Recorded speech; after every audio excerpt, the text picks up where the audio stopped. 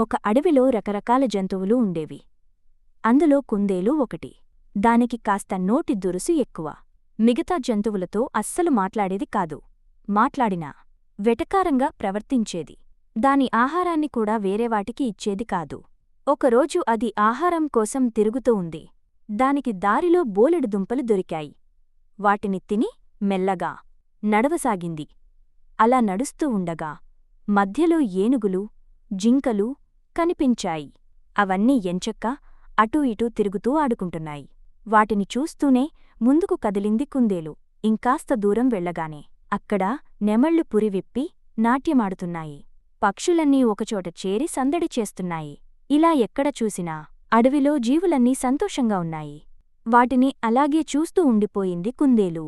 అప్పుడే అక్కడికి వచ్చిన జింక, ఏమైంది? కాస్త దిగులుగా కనిపిస్తున్నావు అని అడిగింది. అప్పుడు కుందేలు, అన్ని జీవులు మిగతా వాటితో బాగానే ఉంటాయి.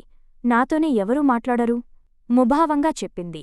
ముందు నువ్వు మాట్లాడే విధానాన్ని మార్చుకో. స్నేహంగా ఉండటానికి ప్రయత్నించు. అప్పుడు మిగతా జంతువులు కూడా నీతో అలాగే ఉంటాయి. మనం ఎదుటివాళ్లనుంచి ఏదైనా ఆశిస్తున్నామంటే అదే మనం కూడా ఇవ్వాలి చెప్పింది జింక. అలాగే, ఈ రోజునుంచి నువ్వు చెప్పినట్లే చేస్తాను అంది కుందేలు. అప్పటినుంచి దాని ప్రవర్తన మార్చుకుని మిగతా జీవులతో ఎంచక్కా కలిసిపోయింది. అందరితో కలిసి మాట్లాడుతూ ఉంటే సంతోషంగా ఉండొచ్చని తెలుసుకుంది.